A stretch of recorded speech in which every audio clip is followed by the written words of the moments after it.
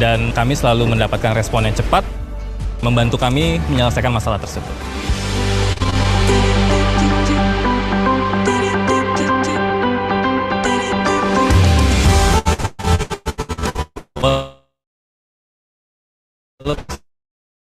Tidak langsung, mereka juga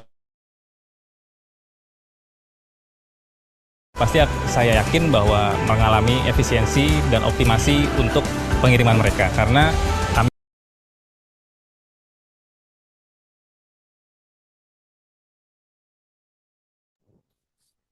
Selamat siang dan salam sejahtera untuk kita semua. Selamat datang di webinar Masa Depan Cold Chain Indonesia, Adaptasi, Inovasi, dan Kolaborasi yang diselenggarakan oleh Transtech. Saya Nabila Putri Aisyah akan memandu acara hari ini.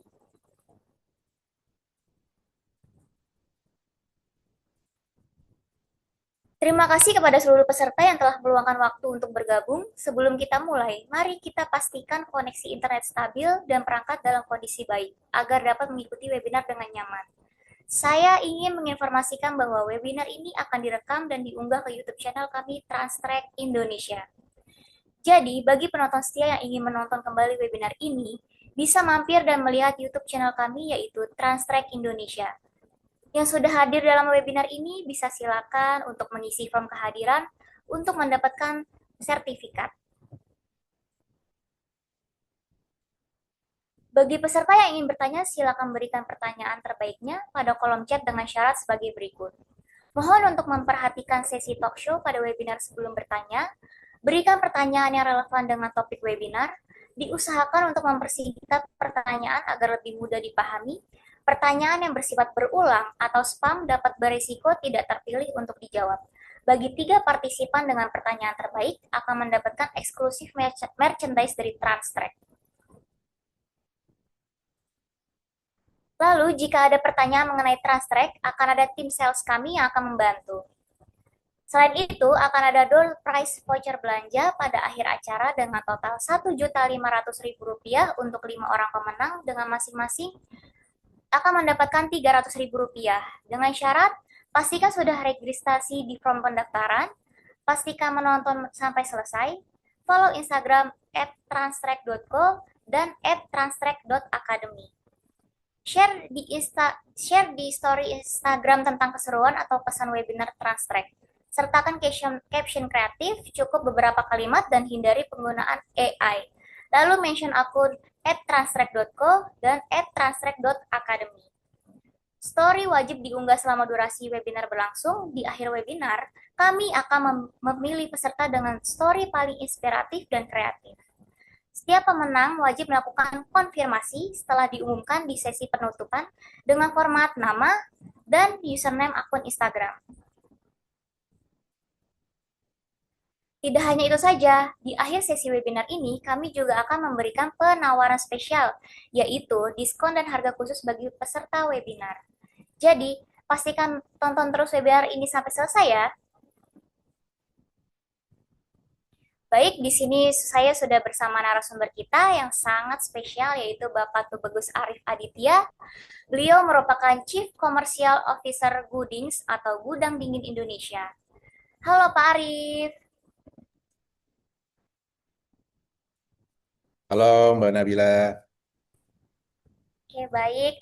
Nggak perlu tidak perlu berlama-lama lagi, langsung saja kita awali webinar ini dengan perkenalan lebih jauh dengan Pak Arif. Silakan Pak untuk memperkenalkan diri sekaligus memperkenalkan posisi Bapak di Gudang Dingin Indonesia. Oke, sebelumnya terima kasih untuk Transtrack yang sudah mengundang saya nih sebagai uh, pembicara untuk webinar kali ini. Mbak Nabila dan tim, juga mungkin para peserta yang sudah hadir saat ini. Saya Arif. Saat ini saya di PT Gudang Dingin Indonesia selaku co-founder dan Chief Commercial Officer. Itu Mbak. Oke, baik. Salam kenal ya Bapak. Saya Nabila Salam Putri kenal. Aisyah, sosial media spesialisnya Transtrack.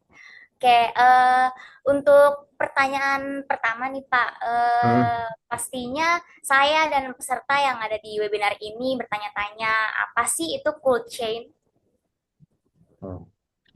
Oh, cold chain ya. Jadi mungkin secara definisi kita bicara definisi secara istilah ya cold chain itu kan rantai dingin. Rantai dingin artinya bahwa rantai dingin ini memang lebih relate-nya sama dunia logistik ya, terutama yang sekarang sedang berkembang. Itu dunia logistik untuk uh, cold chain itu kan rangkaian dari mulai hulu ke hilir, dari mulai infrastruktur penunjangnya, dan saat ini memang jadi salah satu industri yang sangat yang cukup berkembangnya sangat sangat sangat signifikan ya, terutama untuk Indonesia sendiri karena kita adalah daerah kepulauan yang memang secara rangkaian rantai dinginnya bisa dibilang kita masih infrastrukturnya belum belum terlalu menunjang. Jadi definisi dari cold chain itu sendiri adalah rangkaian rangkaian logistik dari infrastruktur logistik untuk menghubungkan dari pulau-pulaunya Indonesia, menghubungkan dari distributor ke retail, menghubungkan antara B2B, tapi memang uh, dengan kebanyakan untuk produk-produk berpendingin atau frozen lah, istilahnya seperti itu. Produk frozen ya Pak, yang udah sekarang nih lagi membuming banget ya Pak. Iya, lagi sekarang ini memang lagi rame ya untuk yang produk-produk Betul, frozen sendiri kan gitu. betul, betul. Oke, boleh diceritakan sedikit nggak sih Pak mengenai gudang dingin Indonesia atau Goodings ini bergerak di bidang apa saja dan segmen industri apa yang paling banyak saat ini yang sedang dilayani?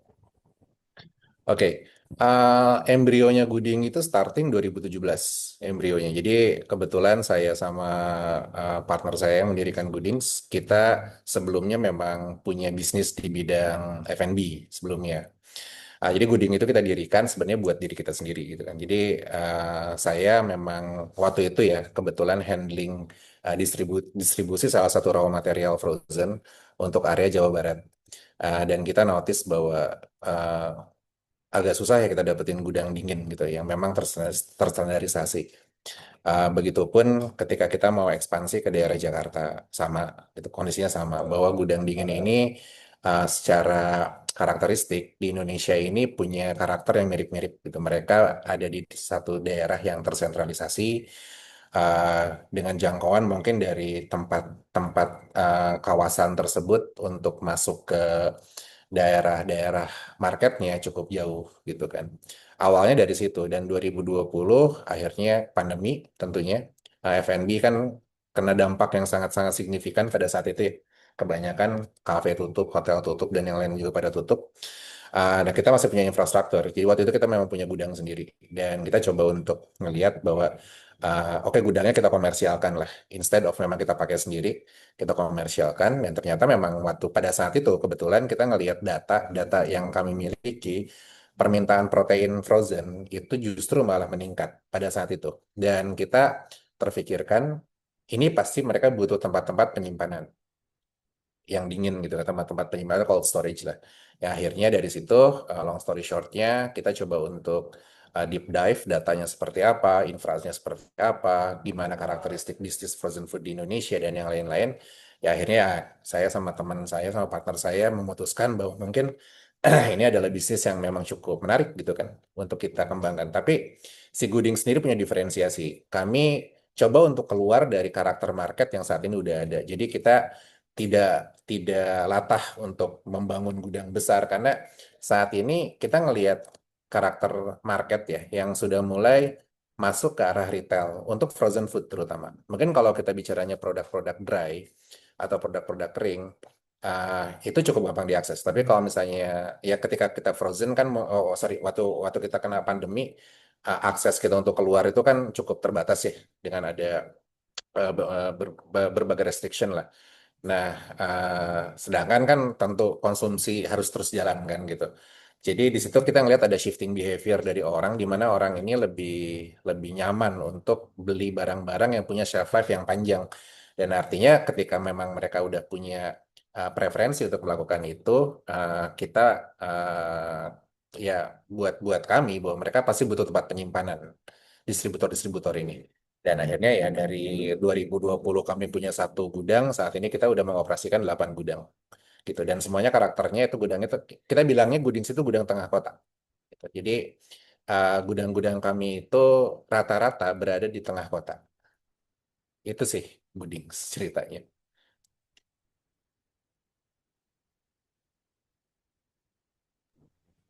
Baik, Pak. Untuk selanjutnya, bagaimana sih Bapak melihat kondisi dan perkembangan industri cold chain di Indonesia saat ini? Apa sih tantangan utamanya yang saat ini dihadapi? Oke, ini mungkin saya biar ada gambaran, saya nggak apa-apa ya buat slide. Itu saya share screen ya. Ya, Pak, silakan. Saya udah request, Mbak. Oke.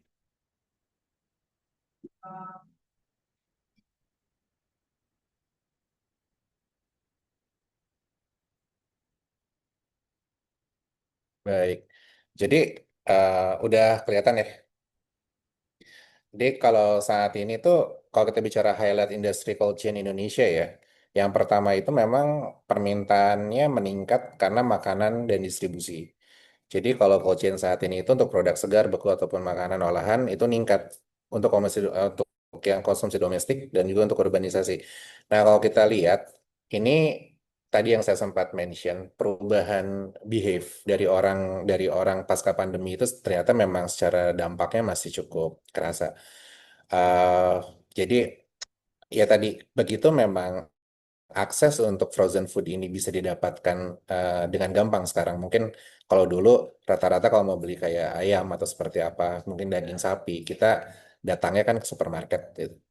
Nah, saat ini mungkin kita bisa langsung lihat di e-commerce atau seperti apa. Jadi, tentu perubahan behavior itu seiring dengan itu menyebabkan adanya permintaan untuk makanan dan distribusi ini meningkat. Nah, distribusi ini pun menjadi salah satu faktornya juga, di mana ketika memang permintaan itu meningkat, berarti untuk layanan pengirimannya pun akan jauh lebih banyak. Jadi, kalau saya ngelihat bahwa highlightnya saat ini perkembangannya cukup signifikan ya untuk permintaan kebutuhan dan juga untuk permintaan transportasi. Dan poin keduanya adalah ya tentunya menjamurnya e-commerce gitu, e-commerce ataupun last mile delivery yang mempercepat. Mungkin kalau dulu kita bicaranya lebih ke first mile ataupun middle mile. Jadi transportasi ataupun mutasi barang itu lebih banyak kebanyakannya dari gudang ke gudang ataupun dari gudang ke pabrik gitu ataupun dari gudang ke distributor. Nah, saat ini kan udah mulai banyak permintaan-permintaan yang langsung dikonsumsinya oleh domestik atau oleh lokal. Misalnya kayak ibu rumah tangga, ataupun F&B kecil, ataupun restoran. Yang mungkin kebutuhannya dia tidak bicaranya tonase, tapi kilogram. Gitu kayak mungkin cuma butuh raw material 500 kilo, 600 kilo. Kan itu tidak mungkin dikirimkan dengan armada yang besar gitu. Nah, di sini last mile delivery pun saat ini mulai tumbuh ya, gitu kan, mulai tumbuh terutama di kota-kota besar. Jadi infrastruktur last mile itu semakin penting sekarang. Jadi tadi yang saya sampaikan berkembangnya e-commerce ataupun kayak quick commerce yang sekarang mungkin cukup banyak dan mereka udah punya kategori produk frozen yang memudahkan untuk berbagai lapisan masyarakat lah, siapapun itu untuk mengakses produk tersebut. Dan ya tentunya dampak pandemi kan gitu, yang tadi saya bilang ternyata masih cukup kerasa sekarang gitu dengan shifting behavior. Dan secara angka pertumbuhan yang tercatat untuk transportasi berpendingin itu diproyeksikannya kan tumbuh sampai 14% ya tahun 2025, which is angka itu memang tercapai. Jadi kalau kita ngelihat sekarang, mungkin sekarang udah mulai umum kita ngelihat banyaknya river container di jalan tol ataupun masuk ke kota dengan unit kayak CDE ataupun CDDL. Itu pun menunjukkan bahwa secara transportasi logistik ini untuk yang cold chain sudah mulai meningkat secara transportasinya. Terus kapasitas untuk penyimpanan pun pertumbuhannya antara 8 sampai 10% CAGR ya. Jadi kita ngelihat bahwa sekarang cold storage itu sudah mulai banyak dibangun juga gitu kan. Artinya bahwa itu seiring dengan kebutuhan yang tadi permintaannya meningkat, secara industri pun meningkat. Mungkin kalau kita ngelihat F&B juga kayak misalnya kafe atau restoran atau seperti apa, kayaknya memang setiap hari ada aja yang baru gitu kan. Dan mereka butuh raw material. Itu pun meningkat. Dan prediksinya bahkan sebelumnya itu tren pertumbuhan tahun itu sekitar 12 sampai 16% untuk yang cold chain sendiri. Jadi secara highlight industrinya cold chain Indonesia ini lagi take off gitu kan, lagi take off. Dan salah satunya adalah kita bisa bilang bahwa cold chain industry ini akan menjadi salah satu backbone-nya untuk pertumbuhan ekonomi Indonesia pada saat sekarang. Mungkin secara gambaran highlight-nya perkembangannya ya, perkembangan cold chain di Indonesia itu kurang lebih kalau saya summary-kan seperti itu, Mbak Nabila. Oke, baik Pak. Saya setuju banget sih, apalagi poin pertama nih, permintaan meningkat karena makanan dan distribusi. Nah, ini Ya, kita bisa lihat nih UMKM saat ini kan seperti gacoan yang baru-baru ya Pak, itu ya, ya, sangat menyebar berkembang ya Pak di betul, betul. 2025, 2026. Pokoknya habis COVID ini sangat amat menyebar luas lah berkembang. Ya, betul, betul, betul. Karena itu tadi, mungkin ketika saat ini kan eh, orang lebih suka sama makanan yang mungkin restoran-restoran kenapa jadi juga cukup banyak berkembang ya. Karena F&B itu kan memang bisnis yang nggak akan pernah mati kan. Itu kebetulan dengan banyak varian produk yang berbagai macam gitu kan. Makanya kenapa akses untuk transport ataupun untuk infrastruktur untuk yang cold chain sendiri itu menjadi sangat penting karena raw material mereka kebanyakannya jadi itu mereka kalau tidak fresh frozen kan kebanyakannya gitu. Nah, itu yang saya bilang bahwa pertumbuhan ini ya diiringi dengan memang perubahan pola perilaku ya dari konsumennya itu sendiri gitu. Yang sukanya praktis-praktis Praktis. ya Pak. Kayak coffee shop juga zaman sekarang Gen Z kan wah bener-bener coffee shop banget ya, anak Iya, coffee shop banget. praktis dan cepat sih. Praktis dan cepat. Ya, tadi saya bilang, ketika memang kita bicaranya mungkin sebelum pandemi ataupun mungkin jauh sebelum pandemi ya, untuk transportasi yang berpendingin ini kan kebanyakannya first dan middle mile kebanyakannya.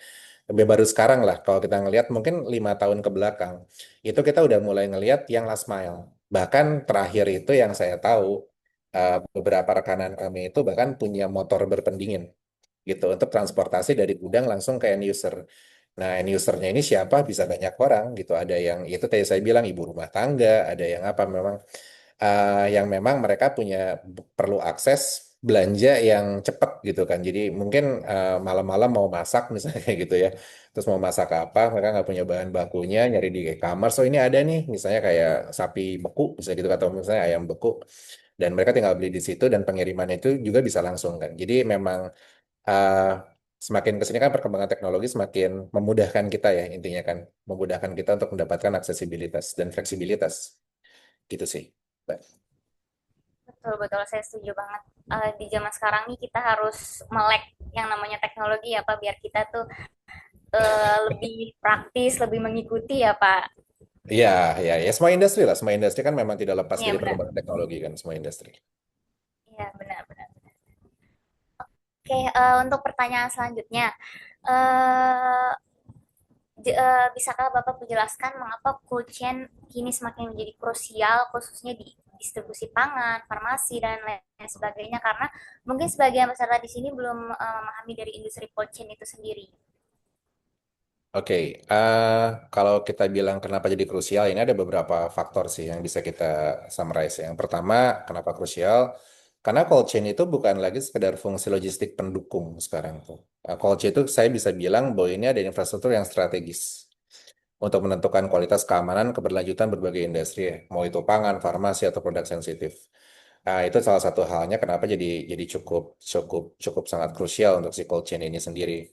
Yang pertama balik lagi, tentu saja perubahan pola konsumsi dan permintaan kualitas. Ya, sekarang kan event konsumennya minta produknya, bagaimana caranya produk yang mereka dapetin di market, di pasar swalayan ataupun di pasar itu sama dengan produk yang mereka dapetin ketika mereka beli langsung dari e-commerce contohnya. Mereka membutuhkan kesegaran kan, gitu. Produknya harus tetap sama-sama segar.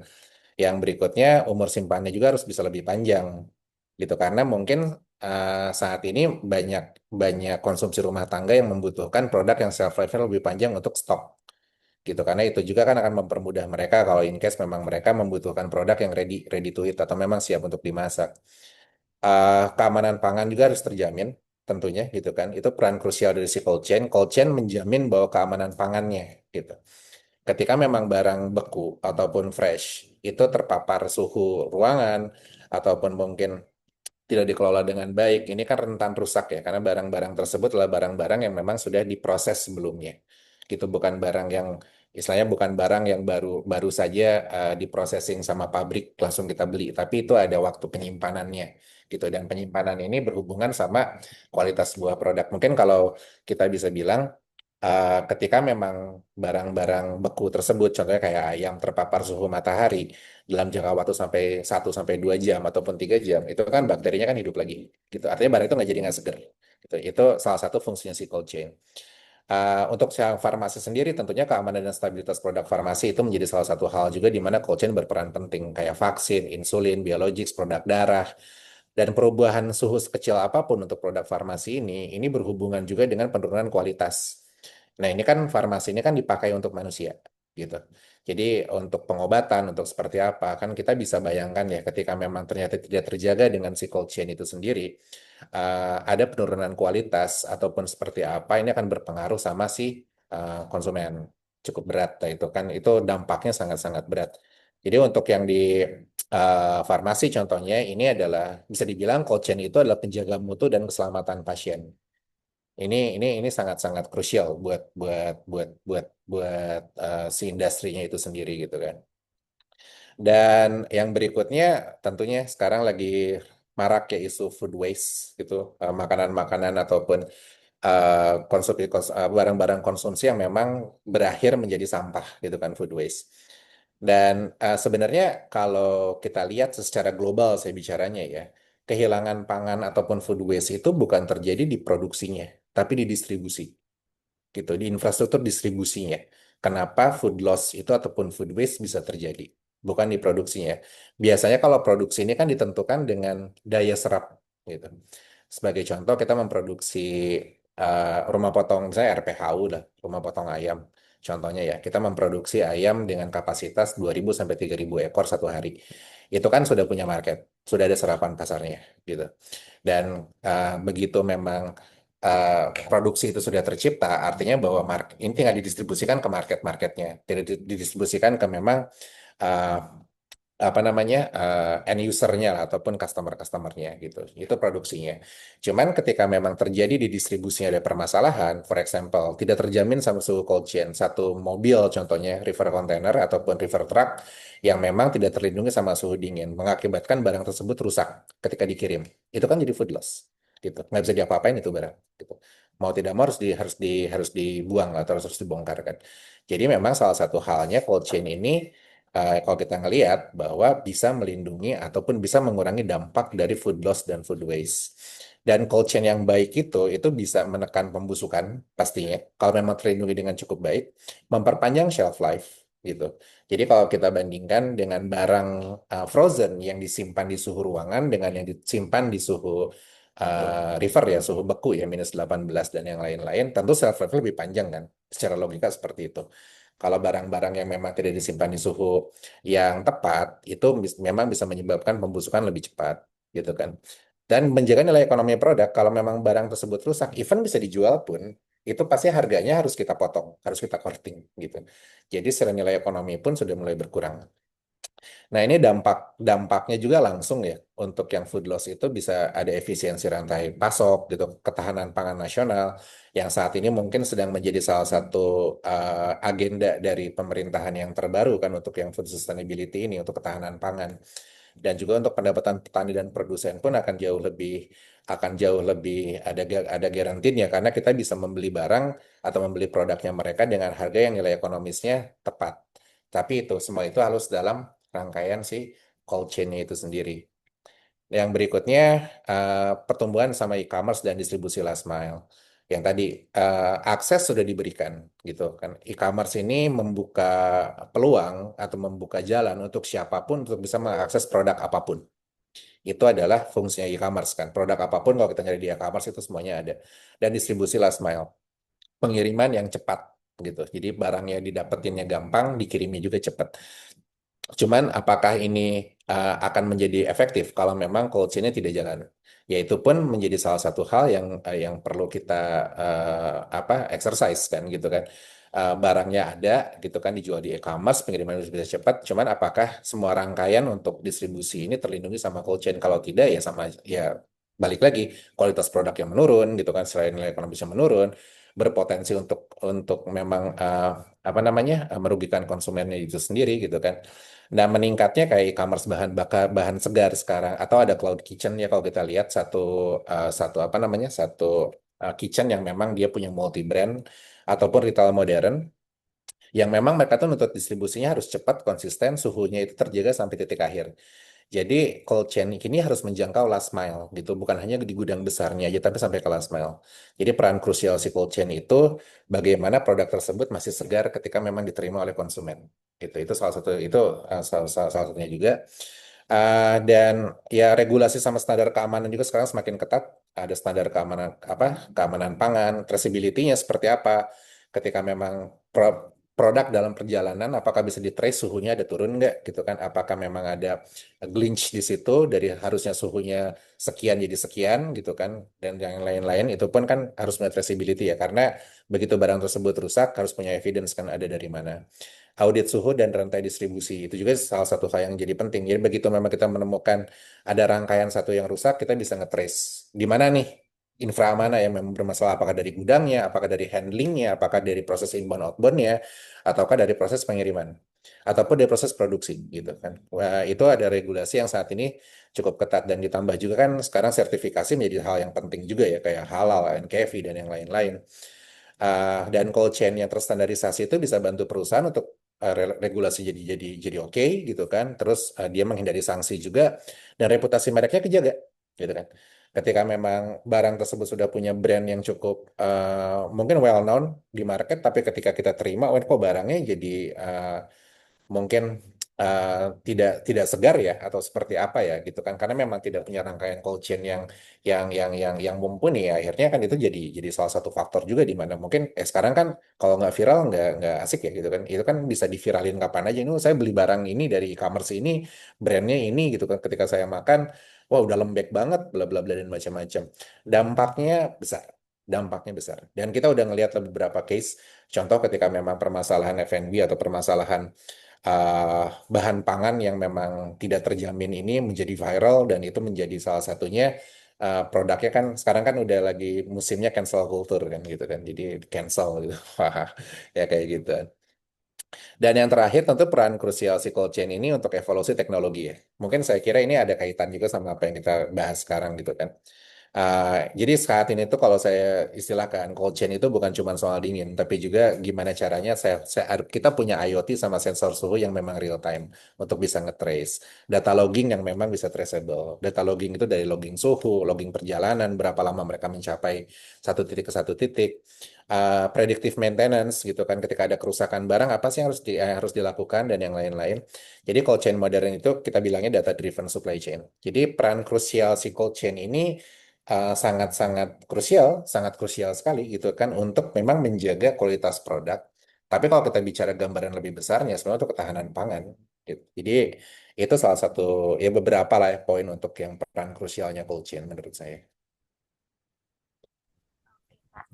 Saya mau nanya nih Pak, kan tadi ini ada sensor suhu real time. Saya mau nanya, di lemari pendingin itu kalau di gudang dingin Indonesia itu suhunya tuh berapa derajat sih Pak? Dari berapa sampai berapa? Suhunya kita tuh minus 18 sampai minus 23 derajat. 18 sampai 23 derajat. Minus ya. Oke. Oke. Tadi saya juga sempat notice yang bagian untuk farmasi, saya setuju banget kalau cold chain ini penjaga mutu dan kesehatan pasien, karena kalau sampai barangnya, istilahnya barangnya gitu, insulin atau apanya itu Ya. kenapa-napa, rugi juga kan, rugi di rumah sakit dan rugi di gudang dinginnya juga gitu kan ya Pak? Betul, betul. Karena itu balik lagi, sebenarnya pangan, farmasi ini kan end user-nya adalah manusia, gitu. Jadi ketika memang sesuatu yang masuk ke dalam tubuh kita memang tidak terjaga secara kualitas, dampaknya kan banyak. Itu kan efek domino. Uh, Tadi yang mungkin yang Mbak Nabila bilang kayak insulin ya. Begitu kita terima insulinnya, ternyata secara secara secara kualitas dia sudah menurun gitu kan. Sedangkan kan orang yang pakai insulin itu kan memang perlu perlu banget gitu kan untuk bisa mengatasi diabetes dan yang lain-lain. Dampaknya akan menjadi sangat buruk buat badan. Makanya rangkaian-rangkaian cold chain seperti inilah yang memang dibutuhkan sama industri-industri untuk menjaga ketahanan produk ataupun kualitas produk. Dan sangat krusial saat ini. Ya mungkin kenapa sih cold chain itu istilahnya baru muncul belakangan ya? Karena mungkin saat ini industri yang sedang berkembang adalah industri yang punya shelf life panjang, yang punya product cycle-nya panjang gitu. Itu salah satu hal yang saya kira menjadi salah satu peran krusial ya untuk yang cold chain, baik itu farmasi, baik itu bahan pangan, baik itu distribusi barang antar kota ataupun apapun, ya tetap end usernya adalah manusia dan itu harus dijaga kan. Betul, betul, saya setuju banget. Apalagi kalau untuk makanan ya Pak, yang tadi Bapak bilang kalau rusak ya dikit-dikit pasti viral. Kalau zaman Iya, sekarang kan itu gagal. mungkin itu mungkin salah satu hal yang ya, saat ini eh, tidak terjadi dulu gitu ya. Kalau mungkin kalau dulu ada hal kayak ginian kan orang juga nggak punya akses banyak ke media sosial, jadi kayak nggak terlalu ya. Mungkin istilah viral pun kan baru belakangan kan muncul mungkin Betul, ya. betul, betul, Gitu. betul. Betul. Kayak gitu sih. Oke, untuk pertanyaan selanjutnya, kebutuhan pasar dan distribusi mulai berkembang nih Pak, akan terus berubah seiring berjalannya waktu. Berdasar pada hal tersebut, adaptasi seperti apa yang paling penting yang dilakukan oleh pelaku cold chain? Ini menarik ya. Tentunya perkembangan teknologi sih salah satu hal yang mungkin nanti kita bisa bahas juga adaptif itu. Karena memang ketika memang adaptasi itu kan biasanya terjadi ya dalam setiap siklus gitu loh. Ketika memang ada perubahan pola perilaku dari si masyarakat itu sendiri. Mungkin kalau saya kasih gambaran secara singkat, nggak relate sama cold chain. Cuman ini adalah gambaran yang paling gampang kita tahu. Itu tentang masalah apa ojek online gitu. Eh, Mungkin kalau dulu kita nggak pernah kepikiran kan, kita bisa pesan makanan malam-malam, apapun yang kita mau, diantar sama sama brand tertentu lah, sama ojek online. Itu kan karena memang ada pola perubahan perilaku masyarakatnya, di mana mereka membutuhkan suatu hal yang lebih ringkas gitu, lebih ringkas, dan itu didukung sama teknologinya sudah siap pada saat itu. Jadi mau tidak mau industri pun harus adaptif dan rangkaian tersebut ternyata bukan cuma di si ojek online-nya saja, tapi harus juga masuk ke dalam rangkaian hulu ke hilir. Dari restorannya juga harus siap, gitu kan. Dari bahan bakunya pun harus siap, dari semua juga harus siap. Mungkin kita bisa ngelihat restoran yang nggak terlalu rame-rame banget, cuman omsetnya gede karena memang dari ojek online. Itu salah satu contoh adaptif yang mungkin bisa menggambarkan bagaimana adaptasi ini diperlukan untuk industri apapun ya, terutama untuk yang cold chain. Salah satunya adaptasi yang dibutuhkan untuk si cold chain itu sendiri adalah fleksibilitas infrastruktur dan jaringan. Dengan memang munculnya permintaan-permintaan besar dari segmen yang lebih retail, artinya bahwa memang dibutuhkan gudang-gudang atau cold storage yang berukuran menengah sama kecil, tapi dekat dengan pasar konsumsi. Gitu. Jadi kalau kita nggak bicara cold storage yang besar, tentu itu juga dibutuhkan. Tapi untuk bisa langsung menghubungkan antara market dengan kebutuhan raw materialnya, gitu. Salah satu fleksibilitas yang dibutuhkan atau adaptasi yang dibutuhkan adalah cold storage yang memang berposisi lebih ke tengah, gitu, lebih ke tengah kota. Karena memang pada saat kalau yang di tengah kota artinya ya pro and cons ya. Cons-nya adalah kita nggak bisa bikin cold storage besar. Tapi pro-nya adalah untuk aksesnya akan jauh lebih gampang diakses. Pengirimannya pun bisa jauh lebih cepat dan yang lain-lain. Makanya kalau kita buat definisi, gudang dingin itu ada dua definisi, ada storing hub dan ada distribution hub. Storing hub itu umumnya adalah untuk gudang-gudang yang memang kapasitasnya untuk menyimpan.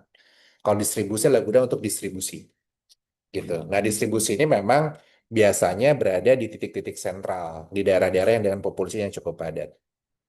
Yang berikutnya adaptasi untuk distribusi ke last mile. Yang tadi saya pernah bilang, mungkin tahun-tahun sebelumnya last mile ini nggak kepikiran untuk yang cold chain. Mungkin kalau untuk dry, yes, last mile-nya udah jalan dari dulu. Kalau kita misalnya belanja ke e-commerce ataupun kemana, saya mau beli apalah gitu, saya mau beli sisir misalnya gitu kan, terus saya mau beli apa, ya itu kan dikirimkannya juga kan pakai layanan last mile kan. Nah, cuman karena memang pola perubahan perilaku dari si customer-nya sendiri, di mana produk segar pun mereka request, artinya adaptasi si cold chain pun sudah harus masuk ke last mile saat ini. Jadi kita nggak bicara lagi pengiriman dengan kapasitas tonase ataupun kapasitas besar, tapi kapasitasnya sudah sampai ke pieces ataupun kilogram. Yang berikutnya digitalisasi dan visibilitas data gitu. Ini adaptasi pun yang memang harus dilakukan sama pelaku cold chain. Yang pertama tentunya cold chain yang modern ya, itu harus transparan dan punya parameter pengukur. Adaptasi krusialnya seperti apa? Sensor suhu real time contohnya, gitu. Ini kenapa? Kita bisa memastikan kan bagaimana kualitas produk dalam cold storage itu terjaga. Eh, Tentunya kita harus lihat suhunya kan. Kita harus lihat suhunya. Suhunya stabil nggak di 18 sampai minus 23 derajat. Suhunya apakah ada glitch, nggak ada penurunan suhu, ada disparitas suhu, tidak. Ketika ada disparitas suhu, kalau kita tidak punya yang real time, kita nggak akan punya notifikasi gitu. Kita tahunya begitu masuk, kok ini udah anget ya, ngelihat barang kita udah rusak semua.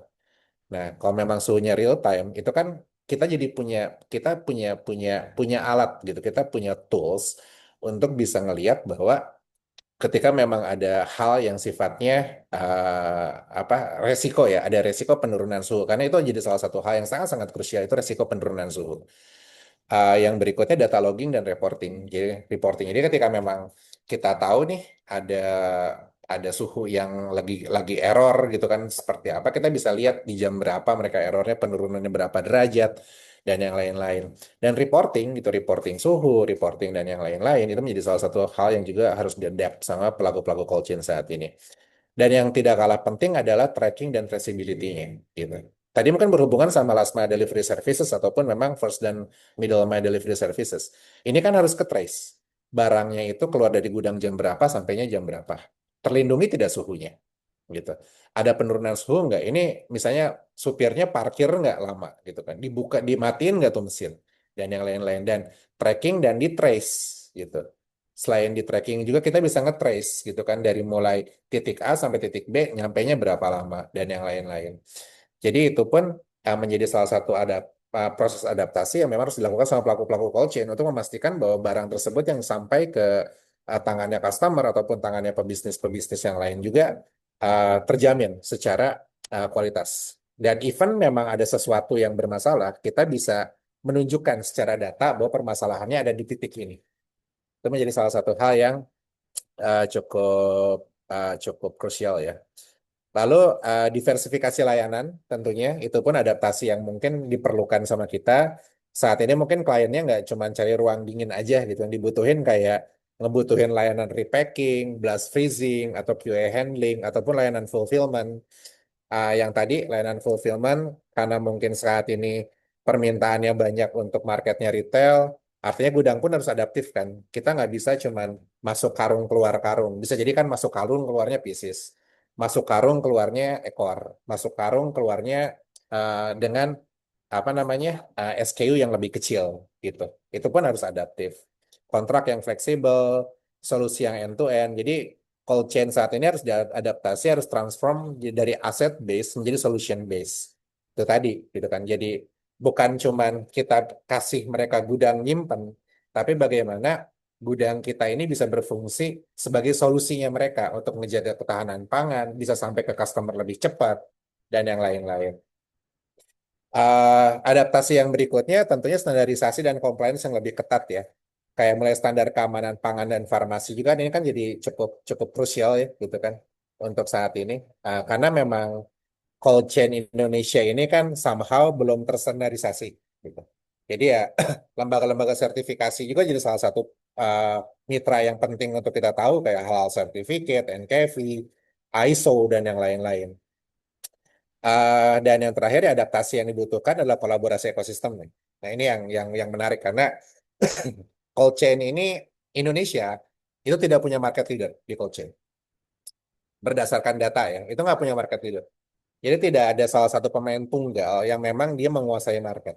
Marketnya sangat besar. Jadi kita pun memerlukan kolaborasi gitu kan dengan mitra produsen, logistik, retail, teknologi. Jadi kita menjadi bagian dari sebuah ekosistem karena itu tadi cold chain ini market yang sangat-sangat luar biasa besar. Jadi saat ini tidak ada pemain tunggal yang bisa melakukan itu semua. Kolaborasi itu adalah hal yang sangat-sangat krusial buat kita lakukan. Adaptasi yang sangat krusial buat kita lakukan. Jadi kita nggak perlu, ya saat ini nggak perlu bermimpi buat, wah ini kayaknya cold chain-nya Indonesia harus dikuasai sama si A, sama si B, sama si C. Nggak mungkin, itu nggak mungkin. Tetap harus collaborate. Itu sih Mbak Nabil, adaptasinya yang dibutuhin ya. Oke, di yang PPT Bapak nih saya lihat ada cool storage berukuran menengah dan sampai kecil. Nah, ini kebetulan saya ada pengalaman sempat masuk cold storage. Cold storage Ya, salah satu minuman kesehatan. Nah, ini benar-benar dingin, bersuhu dingin. Saya lupa suhunya berapa dan ini benar-benar cold storage-nya tuh besar sekali. Karena mungkin ya, perusahaannya cukup besar kali ya, mungkin eh, dia menyediakan cold storage yang cukup besar seperti itu. ya. Untuk dari coaching sendiri nih, misalkan dalam posisi pengantaran dan Ya.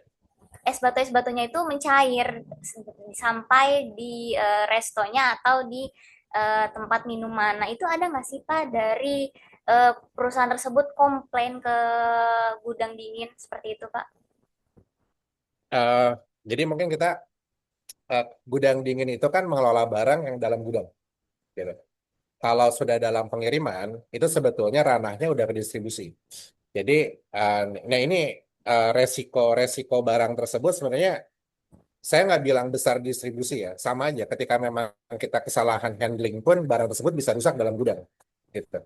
Tapi distribusi pun harus ngelihat faktornya juga secara resiko akan seperti apa. Jadi kalau misalnya kayak tadi yang Mbak contohin, pernah nggak sih ada kejadian ketika dikirim dari gudangnya beku sampai ke customer barangnya lembek gitu. Itu beberapa kali ada kejadian. Cuman karena mungkin adaptasi belum dilakukan secara teknologi, kita nggak bisa nge-trace apa yang terjadi di situ, gitu. Apakah mungkin di dalam kontainer chambernya, chamber pengirimannya tersebut suhunya turun misalnya kayak gitu. Dan kalau customer kan terimanya loh, ini kok barang saya jelek ya, gitu kan. Nah pasti yang dikomplain kalau nggak distribusi ya gudangnya, gitu kan. Pasti itu dua yang dikomplain. Nah rangkaian ini yang memang harus sinergi antara gudangnya dan pengirimannya. Dua-duanya cold chain-nya harus jalan. Karena kalau salah satu tidak jalan, barang tersebut punya resiko untuk rusak. Dan barang yang resikonya buat rusak kan, ya tadi yang kayak Mbak bilang ya, pasti kan komplain lah, apalah, dan yang lain-lain. Oke, baik. Pertanyaan selanjutnya, bila kita membahas lebih jauh mengenai proses distribusi di titik mana cold chain paling rentan mempengaruhi kualitas produk, apakah dari faktor jarak tempuh, atau durasi pengiriman, atau di kondisi lapangan?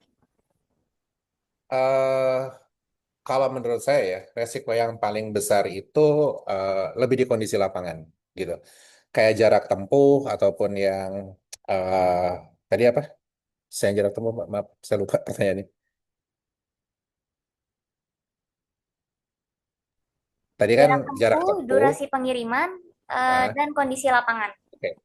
Mungkin sebenarnya tiga faktor ini, kalau memang cold chain-nya sudah tersedia dengan tepat, gitu kan, itu nggak punya resiko. Ada resiko, tapi bukan yang gede. Kayak jarak tempuh mau sejauh apapun, kalau memang ternyata ternyata apa cold chain-nya jalan, produknya kan tetap terjaga. Itu di jarak tempuh ya. Waktu pengiriman pun sama. Kalau memang ternyata cold chain-nya terjaga, waktunya juga tetap sama. Eh, Mungkin yang banyak terjadi itu kondisi di lapangan. Kondisi di lapangan kayak tadi kan jarak tempuh yang harusnya cuman beberapa beberapa jam ternyata kena macet lah dan yang lain-lain. Dan eh, permasalahan yang seperti ini pun kan umum terjadi ya, apalagi kalau kita bicara Jakarta kan gitu. Eh, dan jangan dilupa juga bahwa untuk kayak pengiriman atau last mile delivery ataupun first dan middle mile ini kan dia berhubungan sama mesin chamber yang memang dia dalam secara operasionalnya nyambung sama mesinnya si truk itu sendiri kan gitu. Ketika misalnya di tengah jalan dia habis bensin ataupun ada kendala dia harus matiin mesin mobil secara automatically barangnya kan rusak gitu. Jadi sebenarnya dalam tiga hal tersebut, kalau cold chain terlindungi itu aman. Tapi yang mungkin yang resiko terbesar di kondisi di apa di kondisi perjalanan, kondisi lapangan sih. Yang paling menurut saya ya, kalau pengalaman saya sering banyak terjadi itu karena itu kan unpredictable ya, kayak tiba-tiba kena banjir lah, tiba-tiba kena tilang, gitu kan, tiba-tiba kejebak macet atau memang ada kecelakaan atau seperti apa. Tapi kalau yang dua faktor itu jarak tempuh dan juga waktu kirim, selama memang cold chain terjaga, should be aman sih harus. Berarti Itu kondisi Mbak. lapangan nih sangat amat agak ini ya, pariskan gitu ya dalam pengiriman. Iya dinamis, dinamis, sangat dinamis. Makanya kenapa kita punya gudang ini ya, mungkin salah satu saya bicaranya Goodings ya. Kenapa Goodings itu punya gudang tengah kota dan operasionalnya 24 jam. Sebetulnya itu untuk memangkas atau bukan memangkas ya, menyesuaikan dengan kebutuhannya si uh, klien itu sendiri gitu kan. Jadi contohnya kalau misalnya, saya kalau misalnya ngambil barang jam 8 pagi atau jam 9 pagi, saya akan kena macet. Tapi kalau saya ngambil barang jam 4 subuh, itu nggak macet, karena belum ada mobil yang masuk. Nah, makanya kita kenapa buka gudangnya 24 jam. Jadi sebenarnya hal-hal tersebut yang memudahkan lah untuk seperti itu. Ya kalau kita ngelihat memang kondisi lapangan kan dinamis ya. Ya, ya namanya juga di jalan kan. Maksudnya banyak hal yang bisa terjadi gitu. Tuh, Mbak. Oke. Oke, pertanyaan selanjutnya nih saya tadi sempat baca di kolom chat tentang MBG ya. Eh, untuk kebutuhan cold chain secara umum nih, jika kita tarik ke Lagi rame. konteks yang sedang jadi perbincangan hangat dari beberapa waktu terakhir, saat ini kan lagi ada program berskala nasional yang Ya, dicatatkan oleh Bapak Presiden kita ya kan, Bapak Prabowo, makan bergizi gratis, sangat bergantung kepada keandalan distribusi pangan. Nah, menurut Bapak sendiri nih, seberapa penting sih standarisasi cold chain dalam mendukung keberhasilan program MBG secara nasional? Kemudian, apa indikator utama yang perlu dipantau untuk memastikan bahan pangan MBG tetap sesuai standar? oke. Mungkin sebelum saya jawab pertanyaan itu, kita ngelihat dari komposisi MBG itu sendiri ya. Ini kan ada MBG ini kan salah satu komposisi terbesarnya adalah bahan-bahan yang memang protein hewani. Entah itu ayam, entah itu telur, entah itu daging ikan atau seperti apapun. Which is sampai ke SPPG-nya itu ke kondisinya harus fresh gitu. Jadi eh, salah satu tantangan terbesar ketika MBG ini launching pastinya adalah bagaimana menjaga kualitas produk ini sampai ke SPPG, sampai ke dapurnya gitu kan.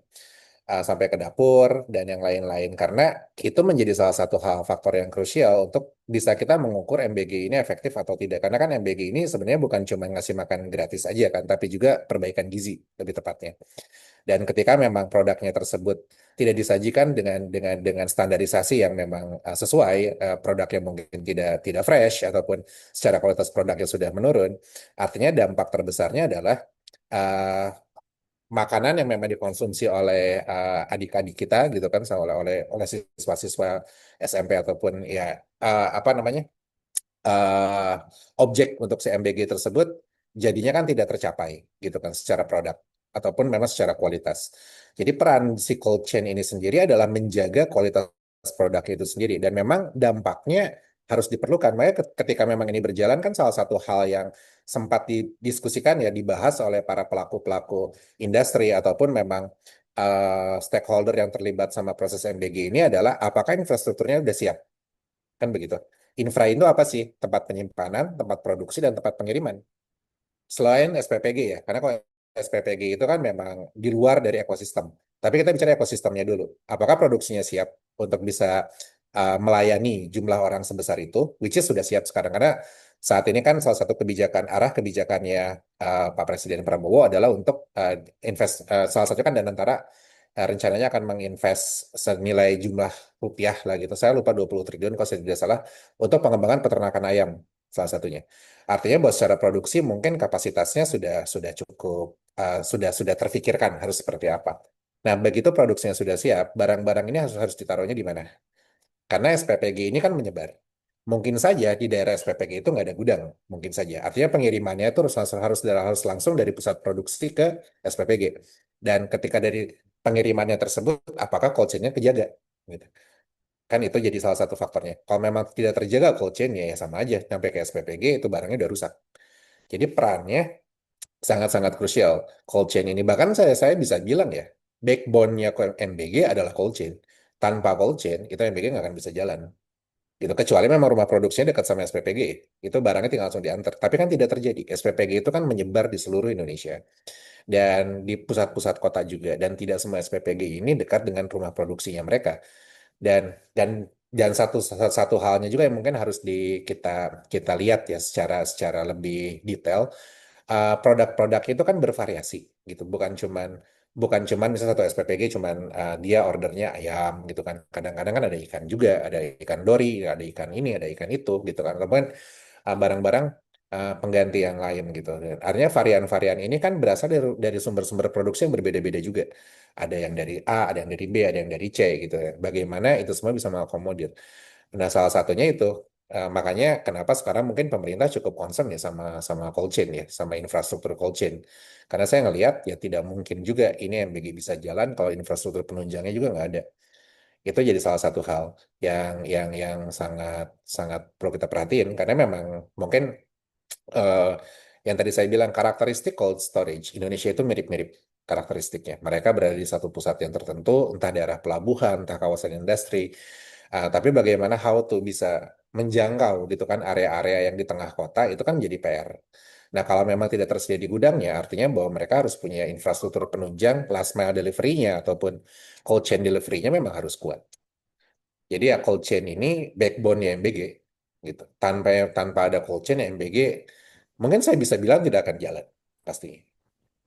Berarti Kuce ini pemeran utama atau tulang punggungnya ya, Pak? Tulang punggungnya, cold chain itu pemeran utamanya, aktor utamanya dan tulangnya di Betul. luar produksi ya tentunya kalau memang ya produksi juga sama lah. Mereka tentunya adalah faktor utamanya. Tapi kalau saya bilang produksi di Indonesia itu sebetulnya sudah cukup untuk bisa memenuhi kuota MBK itu sendiri.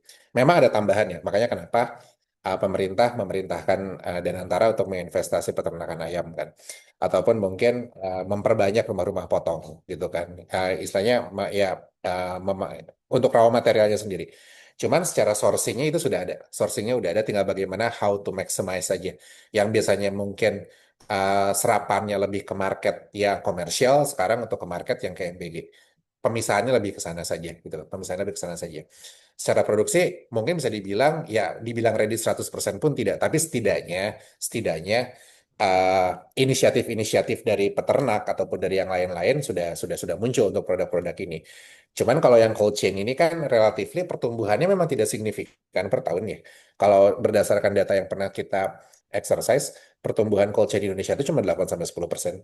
Sedangkan permintaan kebutuhan itu sampai 25%. Kan sebenarnya nggak imbang gitu. Jadi memang infranya dulu yang harus dibenerin untuk bisa menunjang program ini secara jangka panjang. Which is saya sekarang ngelihatnya sudah cukup berjalan nih. Biarpun mungkin kemarin kalau kita ngelihat di berita-berita ada juga kan yang keracunan gitu kan. Dan yang lain-lain. Mungkin itu salah satu faktornya adalah kalau bisa kita bilang penurunan kualitas produk. Bukan cuman bukan cuman mungkin kita bisa menyalahkan oh ini produknya secara produksinya tidak tepat bisa gitu kan atau bla bla bla dan yang lain-lain. Tapi apakah kita memperhatikan juga ini dikirimnya bener nggak gitu kan? Disimpannya bener nggak gitu. Itu ya salah satu hal. Makanya cold chain itu backbone-nya Mbak, aktor utamanya. Oke. Nah, berdasarkan pada pembahasan sebelumnya nih Pak, kita melihat pada pengelolaan cold chain modern, menurut Bapak seberapa Ya. penting sih peran teknologi monitoring dalam operasional dan kira-kira parameternya apa saja yang menurut Bapak paling penting untuk dipantau secara konsisten dalam cold chain secara umum? Kalau kita bicara teknologi ya, karena ini cukup menarik juga. Eh, yang pertama, kalau kita ngelihat dengan penerapan teknologi yang tepat, itu bisa menjamin integritas suhu dan kualitas produk. Kenapa suhu menjadi highlight yang sangat penting? Karena cold chain itu berhubungan sama suhu, gitu. Suhunya ini harus suhu yang terstandarisasi cold chain. Gitu. Itu saya kira adalah hal kita sepakatin bareng-bareng. Suhu itu penting. Dan suhu ini bagaimana caranya kita monitor? Gitu. Karena kan tidak mungkin ya kalau Mbak kan tadi pernah masuk ke ruang dingin ya, gitu. Pernah masuk ke cold storage kan. Ya kita Betul, nggak Pak. mungkin kan misalnya kita hiring seorang karyawan yang tugasnya adalah memastikan cold chain-nya dingin di dalam gitu kan nggak mungkin. Gitu itu orang bisa hipotermia. Nggak mungkin juga. Artinya bahwa kita memang perlu adaptasi teknologi di mana kita punya satu tools untuk bisa mengukur deviasi suhu secara real time. Secara fluktuatifnya seperti apa sih? Apakah suhu itu fluktuatif, naik turun, atau memang flat? Gitu. Ini menjadi salah satu tools yang sangat-sangat penting. Dan ini memang bisa dipropose sama teknologi. Nggak ada lagi yang lain gitu. Pencatatan log manual apakah mungkin dilakukan? Tidak mungkin juga. Biarpun biasanya mesin-mesin cold storage itu punya pencatatan suhu manual. Tapi kan nggak mungkin setiap menit kita tulisin satu-satu. Itu mau kelar kapan gitu kan. Itu juga nggak mungkin. Yang berikutnya, eh, produk-produk ini kan sensitif terhadap suhu ya. Ketika memang ada deviasi yang sangat-sangat parah, suhunya turun drop, itu responnya kita bisa lebih cepat. Gitu. Ketika kita mengetahui, oh ini kayaknya suhunya kita nggak naik-naik, responnya bisa cepat. Apakah evakuasi produk dan yang lain-lain gitu kan, atau maintenance mesin. Jadi itu satu satu hal yang memang bisa ke-trace ketika memang teknologinya sudah ada di situ. Kalau tidak ada, ya susah juga kita nge-trace-nya. Mau seperti apa gitu kan. Pencegahan kerugian ujungnya kan gitu. barang kita terjamin dalam suhunya tahu, kita ngelognya benar, kita bisa melihat dengan cara yang tepat, bisa diukur juga, artinya bahwa kita bisa mencegah potensi terjadinya kerugian, barangnya rusak, dan yang lain-lain. Jadi bukan cuma evaluasi setelah beres saja, beres evaluasi, wah ini barang kita rusak nih, coba tarik log suhunya, oh ternyata betul jam sekian suhunya turun ke minus sekian, sekian, sekian, sekian, sekian, barangnya sudah rusak loh. Coba kalau seandainya dan teknologi ini kan ini memungkinkan itu belum terjadi, tapi sudah ada notifikasi gitu, udah ada alertnya duluan. Eh, Seperti alarm sistem. Jadi mereka bisa nge-trace. Ini ada deviasi suhu yang sangat parah gitu. Jadi how to-nya kita udah bisa mitigasi duluan. Jadi tanpa monitoring tuh kerusakan tuh kan baru sering ketahuan tuh begitu produknya udah nyampe ke tujuan ya. Udah telat juga gitu. Ngapain? Dan peran teknologi saat ini, kalau saya ngelihat IoT yang memang banyak, ya sekarang udah mulai banyak, ini memang digunakan untuk menjaga transparansi suhunya, bukan cuman mencatat, tapi kita bisa merespon. Itu penting. Lalu urusannya tentunya adalah faktor yang berikutnya, ini kan jadi transisi ya, dari reaktif ke preventif. Yang biasanya sudah terjadi, kita udah nggak bisa ngapa-ngapain. Sekarang kita bisa nge-prevent, kita bisa mencegah gitu loh. Kita bisa mengambil respon cepat ketika kita tahu bahwa ada indikasi kerusakan, bukan setelah terjadi kerusakan. Nah, ini salah satu peran teknologinya gitu. Peran teknologinya itu sangat-sangat pentingnya di situ. Dengan alert otomatis, threshold suhu, kita bisa tahu suhunya seperti apa dan prediksi potensi kegagalan sistem. Ya mungkin mereka bisa ngelihat gitu mesin yang muter-muter terus ini kapan sih shelf life-nya, kapan nih akan ada mereka stuck atau butuh maintenance dan yang lain-lain. Itu semua kan historical data kan yang memang tabulasi atau algoritma data tersebut bisa dilakukan dengan pendekatan teknologi, bukan pendekatan manual. Ah, dan ini berhubungan juga sama compliance dan auditability-nya. Kayak kalau kita tidak punya teknologi, saya nggak bisa ngaudit gudang. Saya nggak tahu rekaman suhu saya nggak bisa nge-trace kapan barang tersebut. Apakah suhu dalam ruangan saya ini standar, bisa menjaga kualitas produk atau tidak. Dan saya bisa menyajikan data historis yang memang cukup kuat, karena kan dengan teknologi monitoring, itu kan menyediakan data log otomatis pastinya, gitu kan. Dia menyajikan laporan yang memang siap untuk diaudit, bukti kepatuhan yang kredibel. Jadi compliance tanpa data itu kan jadinya asumsi kan gitu ya. Gitu. Kita cuma assume aja, oh kayaknya ini rusaknya gara-gara ini, gara-gara ini. Lah, apakah memang itu ke prevent? Belum tahu juga, gitu kan. Itu memang peran teknologi yang cukup krusial dalam cold chain. Yang saya highlight adalah bagaimana suhu ini bisa diaudit. Bagaimana kita dari reaktif jadi preventif. Teknologi merubah itu. Yang biasanya kita tahu setelah kejadian, sekarang sebelum kejadian udah ke prevent. Itu win-win buat semua orang. Barang customer tidak rusak, yang punya gudang tidak harus, atau yang punya kendaraan tidak harus menanggung kerugian. Semuanya happy gitu kan. Customer datang, produknya segar. Nah, itu semua memang didukung sama adaptasi teknologi yang memang dibutuhkan. Yang berikutnya efisiensi monitoring operasional ya, dan penghematan biaya. Ini pun menjadi salah satu hal yang cukup cukup penting dengan adaptasi teknologi yang tadi saya bilang. Apakah saya harus hiring orang untuk datang masuk ke cold storage setiap hari ngeliatin suhu, kan nggak mungkin. Nah, dengan adanya teknologi kan bisa menghemat biaya saya gitu kan. Optimasi penggunaan energi juga, tentu dengan adanya IoT ataupun memang teknologi, saya bisa mengukur gitu kan kualitas kayak penggunaan listrik saya berapa besar, apakah saya harus menggunakan alternatif lain seperti solar panel, atau kok mungkin mesin saya dari freon harus saya ganti jadi amoniak dan yang lain-lain. Ini kan bisa tertrace ketika memang energi tersebut bisa ke mapping, bisa termitigate, dan itu dilakukan sama teknologi juga. Deteksi equipment failure lebih dini yang tadi saya bilang, apakah mesin ini shelf life-nya udah cukup, apakah nanti mesin ini bisa down, bisa gimana-gimana dan yang lain-lain, traceable-nya dari mana? Teknologi juga. Nggak mungkin ada orang ngeliatin mesin gitu. Dan pastinya untuk pelaku bisnis ngurangin apa? Klaim buat kami gitu. Ketika memang kita mapping teknologi ini adaptasi dengan tepat, ya buat kami pelaku bisnis yang ngurangin klaim, baru ngurangin kerugian gitu kan. Ya investasi teknologi uh, equalnya kan terbayar dengan penghematan yang kita hasilkan gitu. Kita menginvest untuk apa? Ngehemat gitu kan. Kita nggak perlu bayar klaim, nggak perlu bayar orang dan yang lain-lain. Uh, yang berikutnya kalau saya lihat ini kepercayaan pelanggan dan nilai tambah ya. Mungkin ini tambahan. Kenapa saya bilang seperti ini? Sekarang ini kan istilah automation, teknologi AI, machine learning, dan yang lain-lain, itu seperti punya nilai ekonomis sendiri gitu. dibandingkan dengan perusahaan yang konvensional. Jadi kalau misalnya saya sering ketemu sama klien ya, bilang mereka nanya, ini sistem WMS-nya udah pakai AI nggak? Gitu kan. Ya biarpun mungkin sebenarnya mereka nggak paham juga apa yang mereka tanya. Cuman begitu kita bilang, oh teknologi kita udah A, B, C, D dan yang lain-lain, itu mereka membuat kita tuh punya layanan yang punya nilai tambah. Dan saat ini kan klien tuh pengen transparansi, visibilitas end to end ataupun data. Artinya bahwa ini adalah salah satu hal yang harus kita propose. Sudah tidak bisa lagi kita bilang bahwa nanti datanya kita kirimkan manual ya gitu kan lewat catatan-catatan tangan yang nggak bisa juga. Mereka pengennya kirimin lewat email ya, kirimin lewat ini ya, bikin sharing folder ya gitu kan. Ya kalau kita nggak bisa ngelakuin itu semua, ya kita nggak kompetitif jadinya kan. Karena buat mereka naruh barang di kita dengan kuantitas yang jumlah besar. Kalau kita konversikan ke rupiah, itu mungkin harganya sangat besar. Mereka mempercayakan pengelolaan cold chain ke kita. Artinya kita juga punya kewajiban untuk memberikan visibilitasnya ke mereka. Kita punya kewajiban untuk memberikan tanggung jawab kita sebagai pelaku industrinya cold chain, harus memberikan transparansi buat mereka. Akses suhu, ini bisa, dan yang lain-lain. Dan itu kan akan membangun kepercayaan jangka panjang jadinya. Ketika mereka udah, oh ini armada ini ataupun gudang ini visible banget, saya bisa nge-trace suhu kapan aja, dan yang lain-lain. Jadi cold chain yang punya visibilitas tinggi buat saya itu punya daya saing lebih kuat ketimbang cold chain yang tidak punya visibilitas sama sekali. Ataupun punya visibilitas tapi yang memang nggak terlalu kelihatan. Jadi transparansi itu buat saya penting. Barang apa yang ditaruh, berapa barangnya, beratnya berapa, ditaruh di rak mana, paletnya berapa, ketika dikirim tonasenya berapa, nyampainya kapan, dan yang lain-lain. Dan itu peran teknologi yang bisa nge-trace itu semua.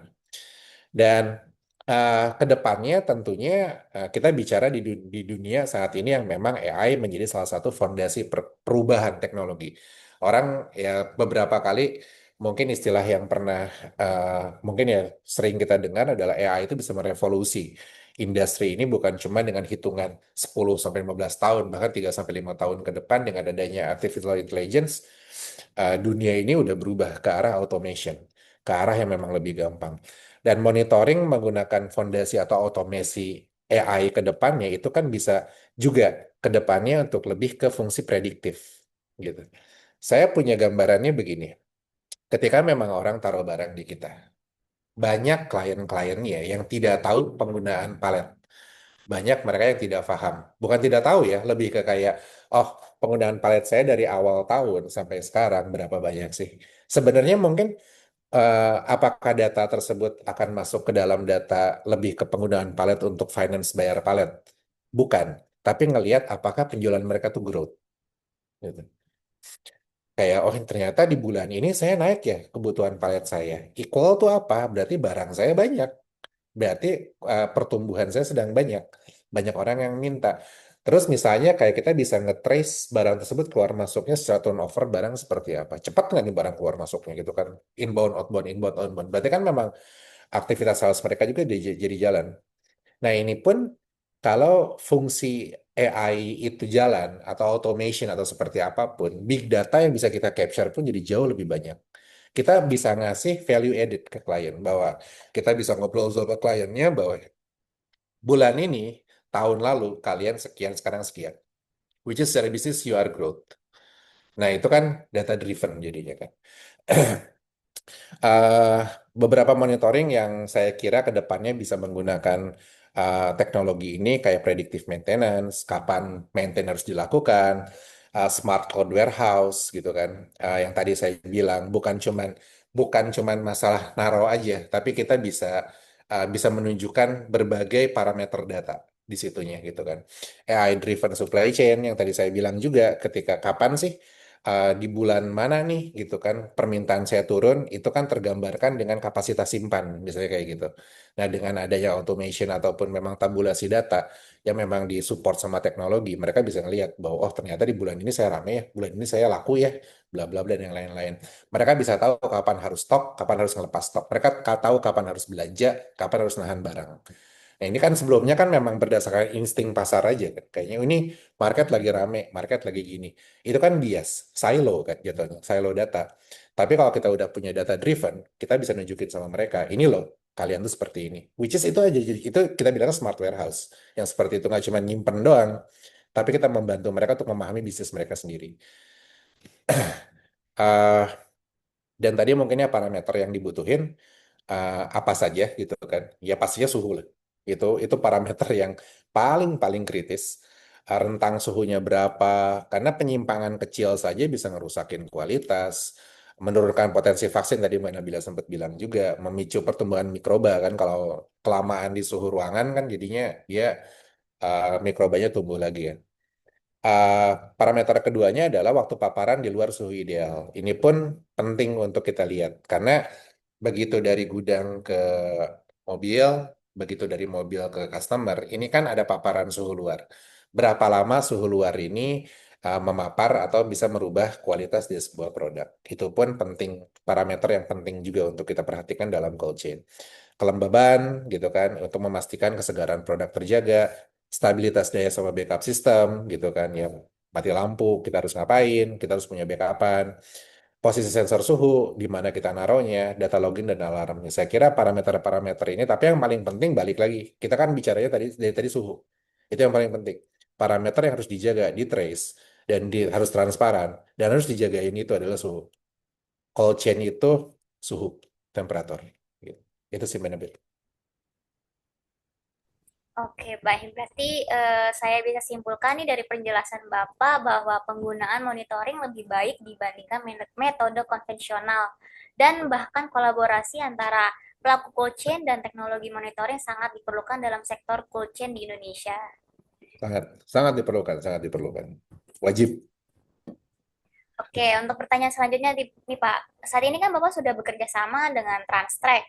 Bisakah Bapak Hmm. jelaskan nilai tambah apa yang paling dirasakan setelah bekerja sama dengan Transtrack? eh Adaptasi teknologi ya.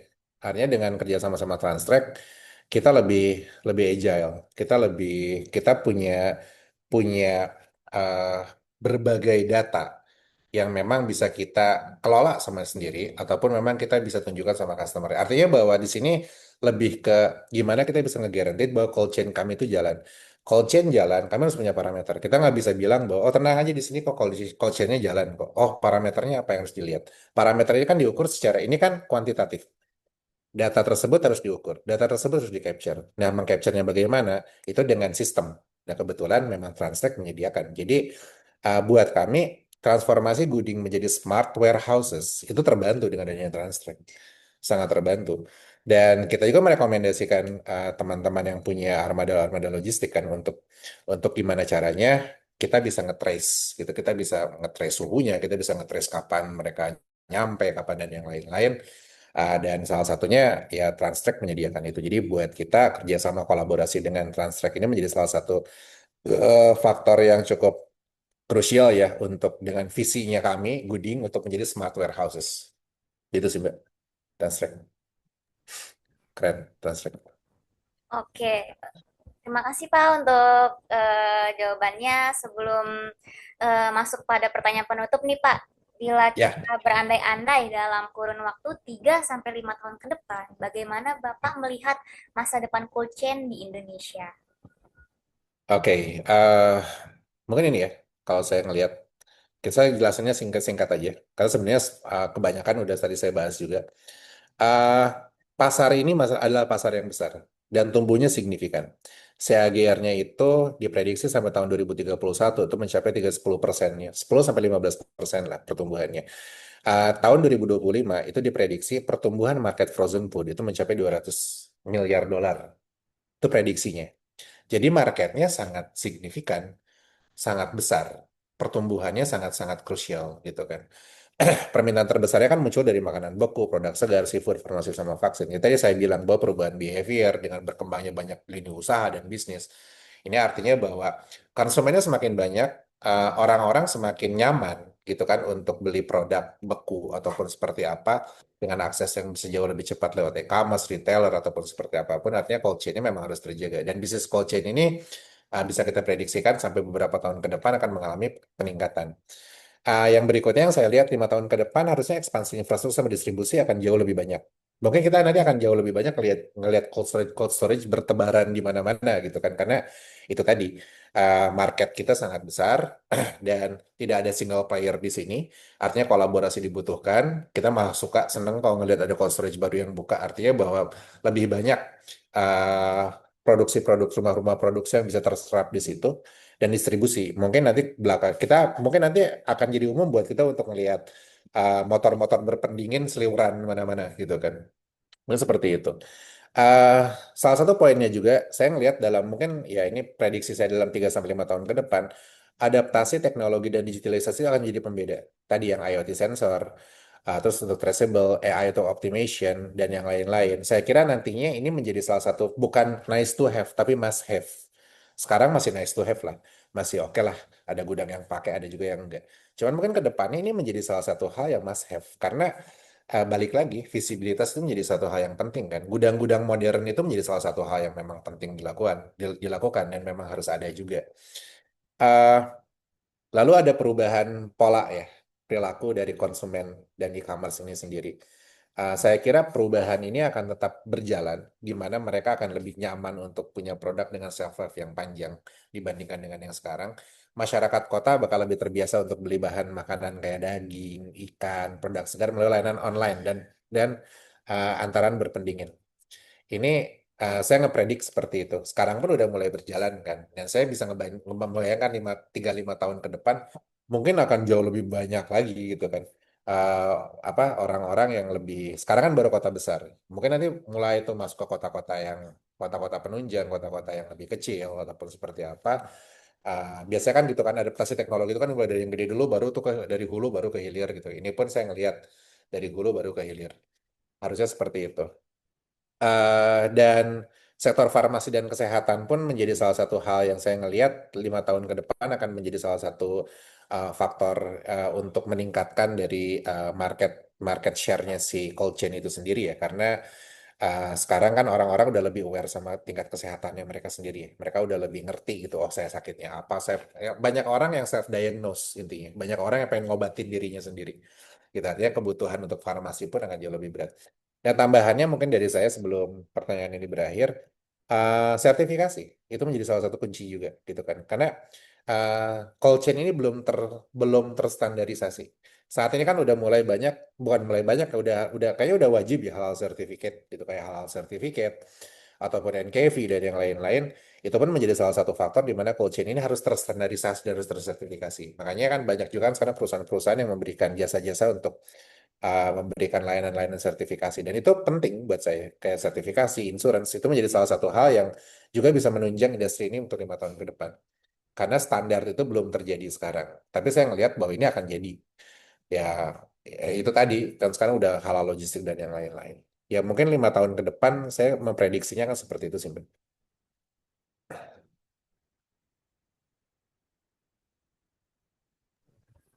Oke, yang terakhir nih Pak, pertanyaan penutup. Pesan Bapak untuk Transtrek di 2026 itu apa sih? Ah, Pesannya ya buat saya sih mungkin pesannya tentunya Transtrek tetap menjadi perusahaan yang memang mengedepankan teknologi untuk inovasi-inovasi Transtrek tentunya pasti kita tunggu lah apa saja gitu kan. Cuman kalau saya boleh berpesan mungkin coba untuk lebih lebih apa lebih lebih lebih ngelihat industri cold chain sebagai salah satu mitra strategis yang memang membutuhkan juga teknologi yang memang Transtrek punya gitu. Karena saat ini kan mungkin kalau kita lihat Transtrek kan multi bisnis ya. Ada yang di kendaraan transportasi umum, ada yang memang untuk A, B, C, D. Cuman pada kita ngelihat bahwa visibilitas dan kepentingan untuk cold chain ini menjadi salah satu faktor yang sangat-sangat krusial saat ini. Di luar dari tadi kita bahas ada MBG lah, ada inilah, ada itulah infrastruktur yang belum beres.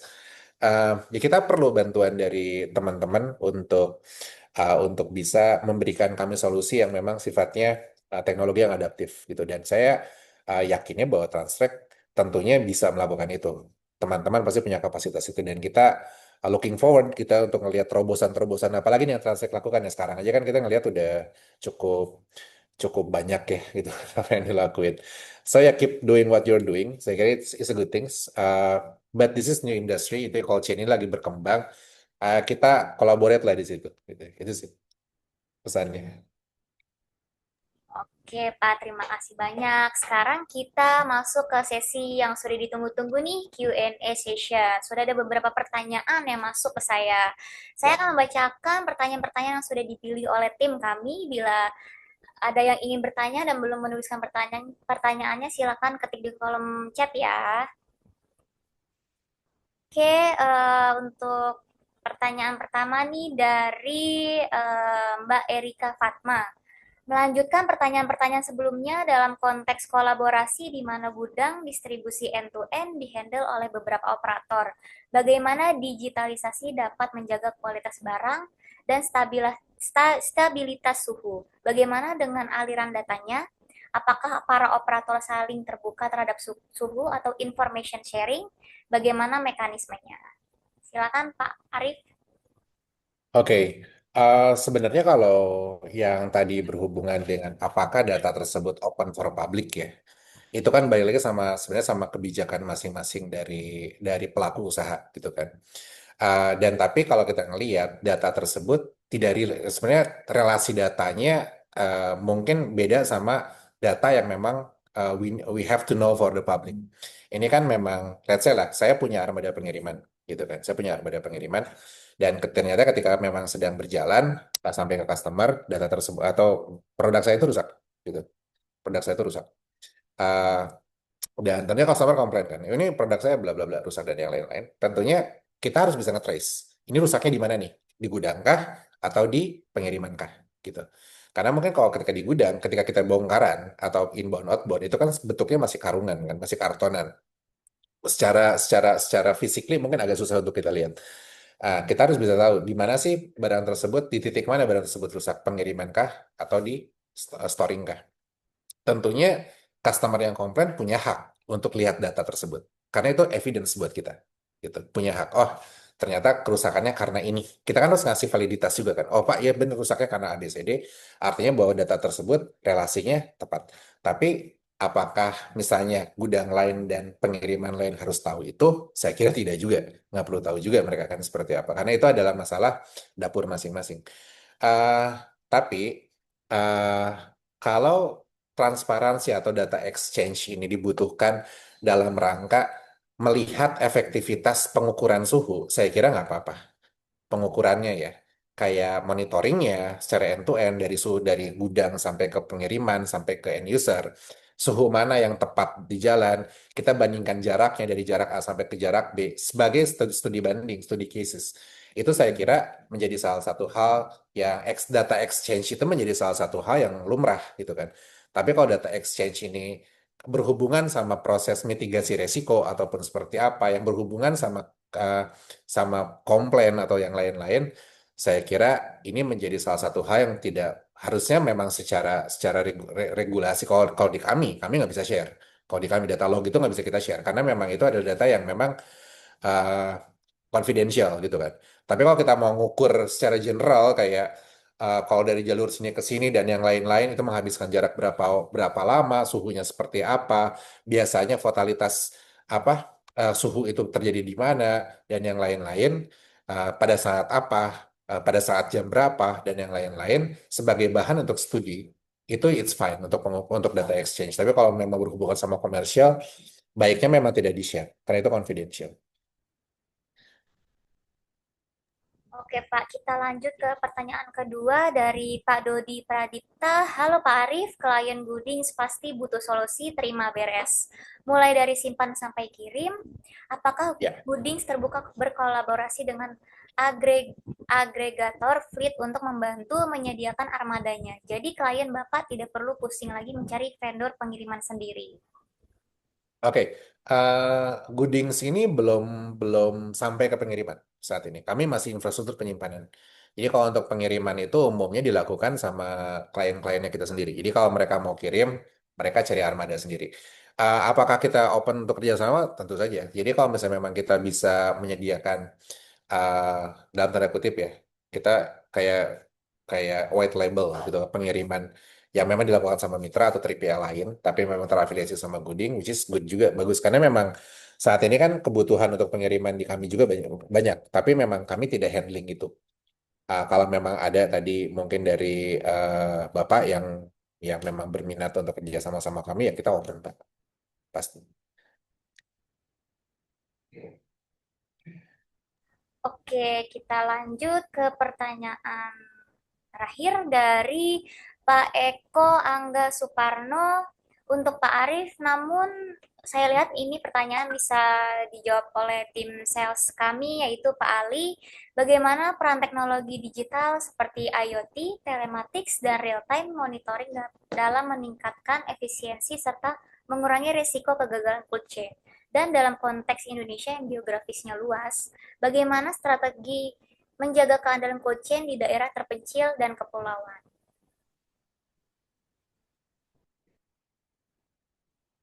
Itu yang Mungkin mungkin. Pak Arif untuk menjawab pertanyaannya, setelah itu disambung dengan Pak Ali dari tim Oke. sales. Iya, terima Mungkin kasih.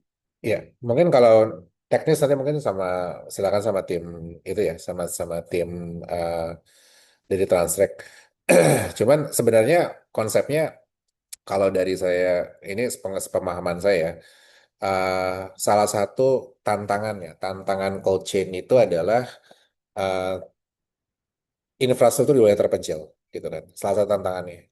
Jadi karena memang mungkin pembangunan yang belum terlalu masif seperti kalau kita bicara Jabodetabek, kalau kita itu membenchmarking untuk daerah-daerah Indonesia luar agak sedikit salah juga karena di sana mungkin nggak kayak di sini gitu kan yang dimana aksesnya udah sangat ya, jalanan udah cukup pada bagus, listrik ada di mana-mana dan yang lainnya. So it's challenging sebenarnya untuk yang Indonesia luar. Tapi kalau kita bicara konsepsi eh, sebetulnya apa yang harus terjadi di cold chain itu secara gambarannya semuanya sama.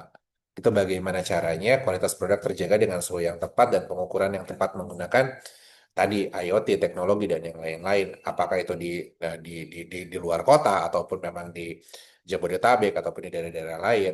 Cuman memang challenge terbesarnya adalah biasanya kalau untuk di daerah-daerah luar ini kondisinya secara infranya memang belum terlalu menunjang. Itu kalau perspektif dari saya. Mungkin kalau secara teknis, monggo Pak Ali, mungkin boleh ditambahkan Pak. Iya, terima kasih Pak Arif. Ya, perkenalkan Pak, saya Ali Fauzi dari tim Transtech dan Sales. Terkait dengan pertanyaan itu, saya hanya sedikit menambahkan saja Pak, terkait dengan IoT-nya, telematics, dan real-time monitoring. Jadi kalau di kami itu, misalkan emang ada armada yang ingin dilengkapi dengan sistem seperti itu, di temperaturnya atau suhu, jadi nanti semua itu akan dilihat by platform. Di setiap masing-masing armadanya itu nanti dia pasti akan eh, ketahuan ya untuk suhunya berapa, untuk temperaturnya berapa, dan kelembapannya berapa seperti itu. Dan nanti juga bisa dimonitoring tuh untuk eh, sampai mana tujuan armadanya dari awal sampai akhir, apakah suhunya itu dan temperaturnya itu stabil, apakah sesuai dengan sistem yang diinginkan oleh company seperti itu, Pak. Tapi kalau misalkan untuk yang kayak seperti di gudang, mungkin itu nanti juga akan seperti hampir sama dengan di armada ya. Dia juga harus tahu untuk suhu-suhunya dari kemauan si customer itu berapa. Nanti tim kami yang akan biasanya mensurvei dulu dari keinginan si customer ya Pak dan para partisipan seperti itu. Mungkin itu saja Bu Nabila yang saya bisa sampaikan. Terima kasih. Baik, terima kasih buat Pak Arif dan Pak Ali. Selanjutnya pertanyaan keempat dari Kak Nurwinda. Ini khusus untuk tim sales Kak Transtrek. Bagaimana kita dapat mengintegrasikan teknologi Internet of Things atau IoT dan blockchain untuk memastikan transportasi suhu secara real time dari hulu ke hilir. Silakan Pak Ali. Terima kasih pertanyaannya Bu Nabila. Ya terkait dengan pertanyaan itu mungkin hampir sama ya dengan pertanyaan tentang nomor 3. Jadi bagaimana kita memastikan ya transportasi itu suhunya secara real time dan dari hulu ke hilir. Yang tadi saya bilang, jadi nanti setiap customer kami akan mengadakan meeting dahulu seperti itu. Jadi kebutuhannya seperti apa, nanti dari tim kita akan mereview, oh dengan sistem ini kami akan menaruh sistem yang akan diterapkan ke customer kami tersebut seperti itu. Nanti kalau misalkan memang sudah setuju, maka kami akan terapkan itu ke company tersebut. Jadi misalkan dia ingin mengetahui temperatur dari titik A sampai titik B, nanti dia akan dimonitor via platform atau nanti bisa dilihat by website ataupun laptopnya seperti itu. Seperti itu, Bu. Ada lagi, Bu, yang mau ditampaikan atau ditanyakan? Silakan. Oke, baik Pak Ali, terima kasih untuk jawabannya. Oke, selanjutnya tim kami sudah memilih 3 orang yang beruntung pada hari ini untuk sesi Q&A. Selamat kepada Kak Erika Fatma, Pak Eko Angga Suparno, dan Pak Ahmad Bayu Aryawan. Pemenang mendapatkan masing-masing eksklusif merchandise dari Transtech. Data Oh ya, pemenang akan Bu, diambil dari link pendaftaran webinar. Terima Bu Nabila, mohon kasih. maaf, saya Ya, potong. Ini terkait dengan Ibu Bapak yang sudah hadir di meeting sore ini atau webinar ini. Bagi yang ingin menghubungi saya, nanti saya akan kirimkan nomor handphone saya nanti untuk menanyakan terkait dengan sistem Transtrack.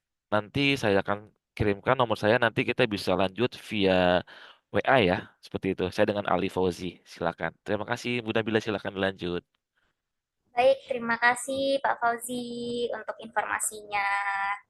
Oke, baik. Kalau begitu, sebelum kita beranjak pada pengumuman pemenang door prize, kita abadikan dulu momen kita pada hari ini. Mari kita bersama-sama untuk menyalakan kamera atau videonya untuk kita berfoto bersama. Silakan. Saya hitung ya dari 1 sampai 3.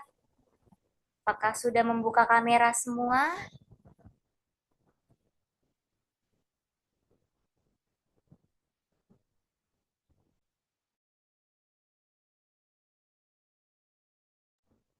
Oke, saya mulai menghitung ya. 1, 2, 3.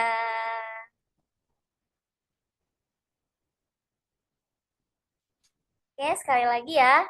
1, 2, 3.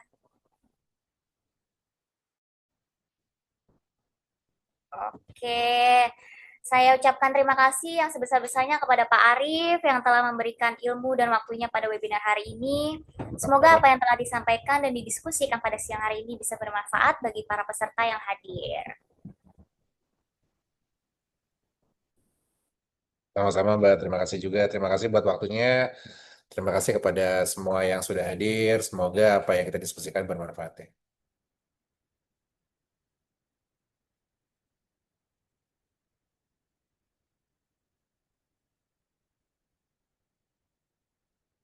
Baik, kita lanjutkan ke sesi selanjutnya. Seperti yang telah saya sebutkan di awal acara, khusus bagi peserta webinar, kami memberikan diskon webinar spesial sebesar 20% dan 10% syarat dan ketentuan berlaku.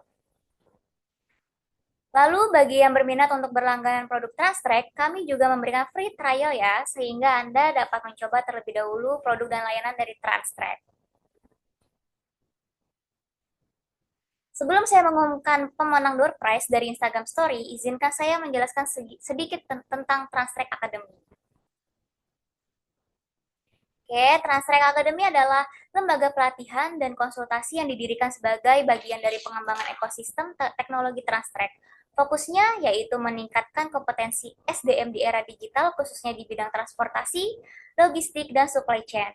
Sebagai bagian dari Transtrack, penyedia solusi teknologi terdepan berbasis IoT, AI, dan data analytics, Transtrack Academy menghubungkan pengalaman praktis dengan pengetahuan akademis untuk mencetak profesional yang siap menghadapi tantangan industri masa kini dan masa depan.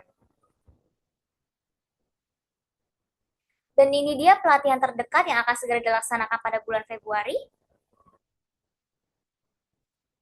Ada training warehouse management batch 1 yang nggak boleh dilewatin. Kelas akan dimulai pada 7 Februari 2026 berlangsung satu sesi penuh dengan durasi selama 360 menit, yaitu dari pukul 9 pagi sampai 16.00 waktu Indonesia Barat, dan akan membahas bagaimana cara mengelola gudang secara efisien. Bukan cuma soal menata barang, tapi juga memastikan proses berjalan cepat, akurat, dan hemat biaya. Adapun materi yang akan didapat antara lain definisi, fungsi, dan tantangan pada pergudangan, sistem penyimpanan di pergudangan, material handling equipment, biaya pergudangan, aktivitas inbound, storage, dan outbound di pergudangan, pergudangan rantai dingin atau cold chain warehousing, serta teknologi di pergudangan. Untuk pendaftaran, silakan buka website trusttrack.academy. Pendaftaran dibuka sampai 31 Januari 2026.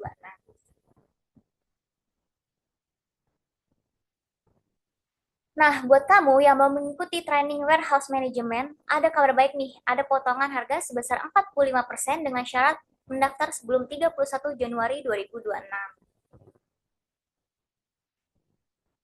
Nah, yang ini lebih seru lagi nih, ada referral program. Jadi, setiap kamu mengajak teman ikut kelas, kamu langsung dapat diskon 10%. Ajak 5 teman, dapat potongan 50%. Ajak 10 teman, selamat, kamu bisa ikut kelasnya gratis 100%.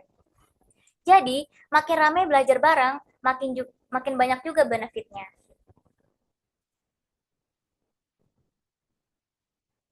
Dan kalau kamu pengen selalu update sama info kelas, promo, dan event berikutnya, langsung aja gabung ke WhatsApp Community Transtrack Academy. Scan QR yang ada di layar, klik join, dan aktifkan notifikasi. Nanti kamu bakal jadi bagian dari komunitas pembelajar Transtrack Academy yang bisa terus update dengan info-info terkini seputar Transtrack Academy. Sebelum kita tutup sesi hari ini, untuk rekan-rekan yang mau bertanya-tanya lebih lanjut soal kelas, program lain, atau butuh info tambahan, rekan-rekan bisa langsung hubungi tim Transtrack maupun Transtrack Academy ya. Informasi sudah tertera pada layar, atau kalau mau yang lebih praktis, tinggal scan QR yang ada di layar. Semua link penting sudah ada di situ. Oke, ini sesi yang ditunggu-tunggu, pemenang untuk Instagram Story. Kita akan mengumumkan 5 orang pemenang yang akan mendapatkan door prize voucher belanja dengan total Rp1.500.000 dengan masing-masing orang mendapatkan Rp300.000. Baik, saya akan menyebutkan username-nya satu persatu, nanti akan saya hitung 1-3, lalu pemenang harus merespon hadir dengan mencantumkan username Instagram-nya di kolom komentar. Bila tidak ada respon dan tidak mencantumkan username yang disebutkan sampai di hitungan ketiga, maka akan dianggap hangus. Kita mulai ya. Oke, untuk pemenang pertama ada @yourandi_cms. Apakah ada? Oke, hadir. Untuk pemenang kedua ada di @potokus.id. Apakah hadir? Oh, hadir. Oke. Untuk yang ketiga ada @masri_97. Apakah hadir? 3, 2, 1. Oh, hadir. Oke, baik. Terima kasih responnya. Yang keempat ada @ilovefrigi. Apakah hadir? 3, 2, 1. Oke, hangus ya. Oke, kita ganti dengan @syafira zahzah.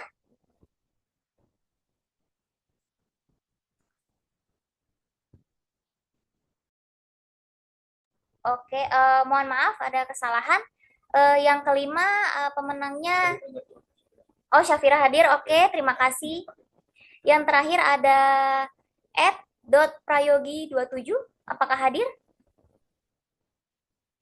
Oke, hadir semua ya untuk pemenang Instagram Story hari ini. Bagi para pemenang, pastikan Anda telah mengisi data diri dengan lengkap pada formulir pendaftaran agar dapat dihubungi oleh tim kami.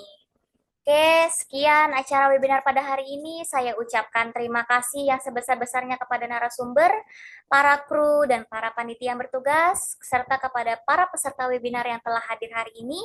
Sampai jumpa di webinar selanjutnya. Sekian, terima kasih. Terima kasih De atau Bu atau KN Pak Tubek, Pak Alf. Terima kasih banyak. Salam cinta dari ujung kandang. Salam logistik berkelanjutan. Salam logistik, salam logistik.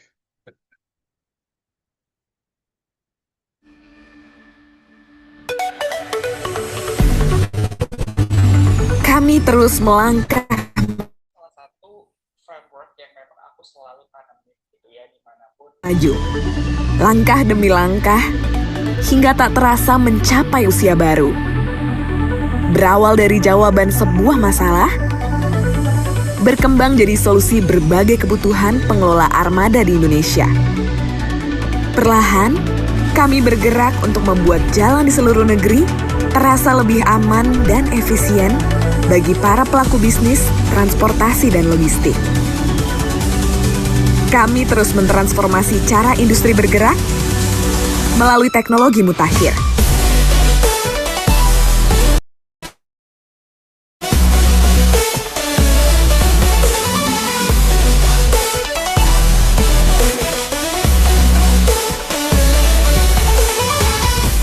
Kami ingin dikenal solution yang memiliki kesadaran betapa pentingnya pemantauan dan optimalisasi pengendalian setiap perjalanan. Kapabilitas kami sebagai enabler teknologi yang berfokus pada digitalisasi operasi armada kendaraan melalui solusi optimasi operasi armada dan integrasi rantai pasokan untuk berbagai industri. Selama 5 tahun terakhir, Transtrek telah mentransformasi industri melalui teknologi mutakhir kami dan terus memberikan dampak baik secara internal maupun eksternal.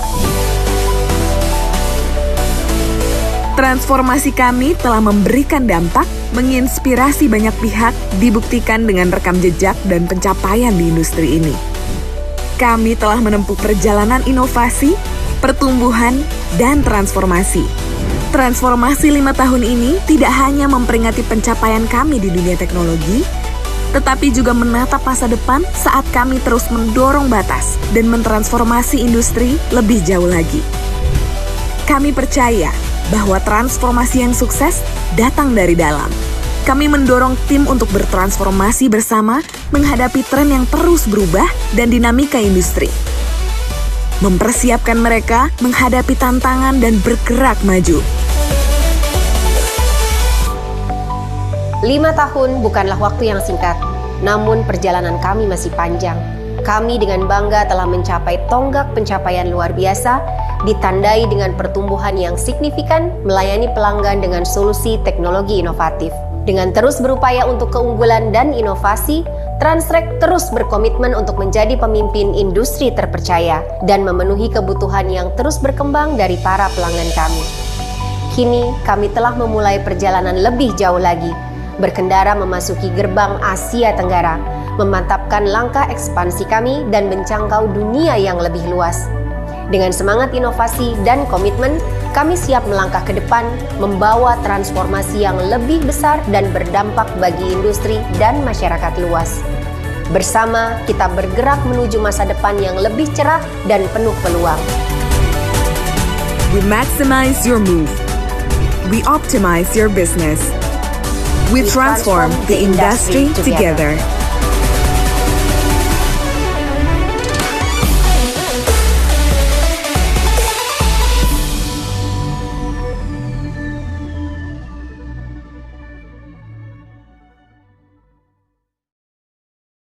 Membawa penumpang sama halnya dengan membawa puluhan nyawa dalam satu bus. Bagaimana jika terjadi kecelakaan yang tidak diinginkan?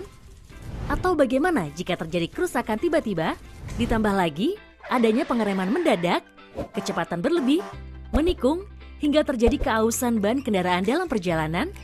Bagaimana Anda dapat mengatasi hal tersebut? Dengan berbagai masalah tersebut, Transtrek hadir untuk membantu Anda dalam melakukan perbaikan, penghematan bahan bakar, hingga meningkatkan keselamatan penumpang. Fitur-fitur andalan dari Transtrek untuk transportasi bus meliputi driver behavior, pantau kecepatan, akselerasi, pengereman, dan perilaku pengemudi dalam bus untuk meningkatkan keselamatan dan kenyamanan penumpang.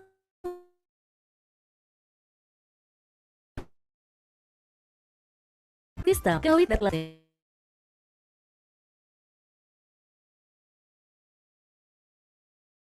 menggunakan telepon, merokok, dan mendapatkan agar tidak kembali.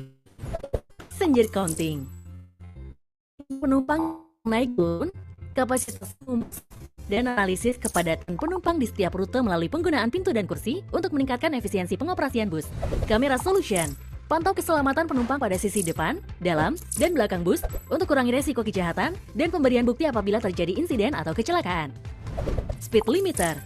Batasi kecepatan maksimum bus sesuai dengan peraturan lalu lintas untuk mengurangi resiko kecelakaan dan memperpanjang masa pakai mesin pada kendaraan. Overspeed sensor. Berikan peringatan berupa suara pada pengemudi ketika kendaraan melebihi batas kecepatan agar dapat meningkatkan keselamatan para penumpang. Dengan solusi yang diberikan oleh Transtrek, perusahaan transportasi bus Anda dapat mengetahui berapa lama pengemudi dalam masa kerja dan istirahat. Tracking secara real-time, driver behavior, hingga meminimalisir adanya kecelakaan ketika berkendara. Transtrek, solusi untuk semua masalah keselamatan penumpang dan keamanan kendaraan Anda.